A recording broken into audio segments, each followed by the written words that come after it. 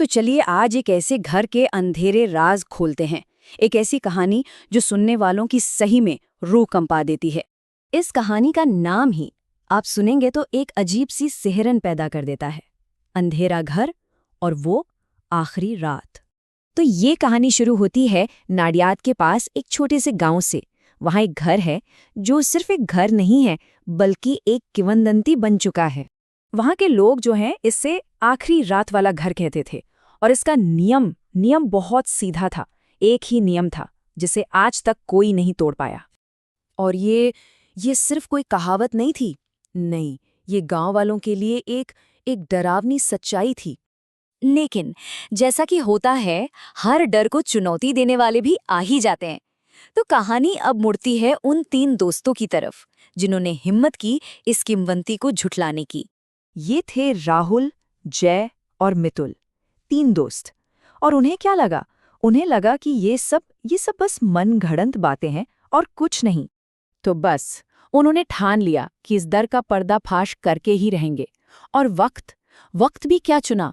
ठीक आधी रात का। कहते हैं ना, जो बुरी ताकतों का साया सबसे गहरा होता है।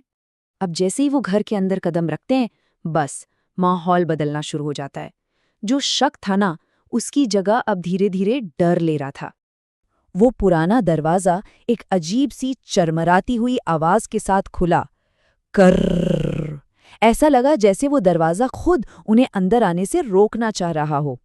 अंदर तो बस घना अंधेरा था। उन्होंने अपनी टॉर्च चलाई और उसकी रोशनी में दीवारों पर कुछ बहुत अजीब दिखाई दिया। वहां एक परिवार की तस्वीर टंगी थी, लेकिन उस तस्वीर में किसी का चेहरा ही नहीं था। बिल्कुल खाली। ऐसा लग रहा था मानो वहां कभी कोई चेहरा था ही नहीं।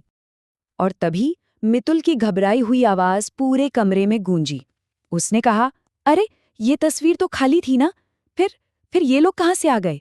और जब उन्होंने दोबारा उस तस्वीर की तरफ देखा तो सच में उनके पैरों तले से जमीन खिसक गई, क्योंकि तस्वीर में अब 3 नए चेहरे थे। और वो चेहरे किसी और के नहीं बल्कि राहुल, जय और मितुल के ही थे। तो अब ये कोई मजाक नहीं रह गया था, बिल्कुल नहीं। डर अब हकीकत बन चुका था और कहानी यहां से एक बहुत ही भयानक मोड़ ले रही थी। तभी अचानक न जाने कहां से हवा का एक तेज झोंका आया और घर का वो भारी दरवाजा धड़ाम से अपने आप बंद हो गया।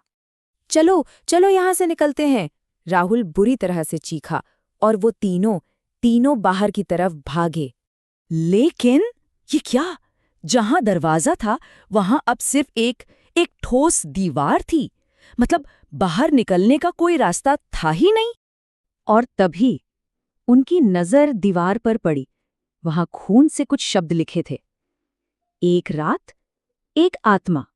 उन्हें समझ आ गया कि घर में अब कोई और भी है। और फिर उन्हें किसी के धीरे धीरे चलने की आहट सुनाई दी। ठप ठप ठप। डर अब अपने चरम पर था। वो जो भी था वो अब उनके बहुत बहुत करीब आ रहा था। और जैसे ही जय पीछे मुड़ा, उसने उसे देख लिया। एक काला साया, लंबे लंबे बाल, बिल्कुल खाली आंखें और होठों पर एक रूह कपा देने वाली मुस्कान। और इससे पहले कि कोई कुछ भी समझ पाता, जय की एक दिल दहला देने वाली चीख गूंजी। और उसके बाद सिर्फ खामोशी। वो रात उन तीनों के लिए कभी खत्म नहीं हुई। इस कहानी का अंत बहुत शांत है, लेकिन शायद उतना ही भयावह भी।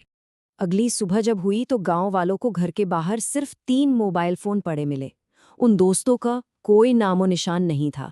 वो किंवदंती सच साबित हो गई थी। और लोग कहते हैं कि वो घर आज भी अपनी भूख मिटाता है। हर बार जब भी कोई अंदर जाने की हिम्मत करता है तो दीवार पर एक और तस्वीर जुड़ जाती है। एक ऐसी तस्वीर जिसमें किसी का चेहरा धीरे धीरे साफ होने लगता है।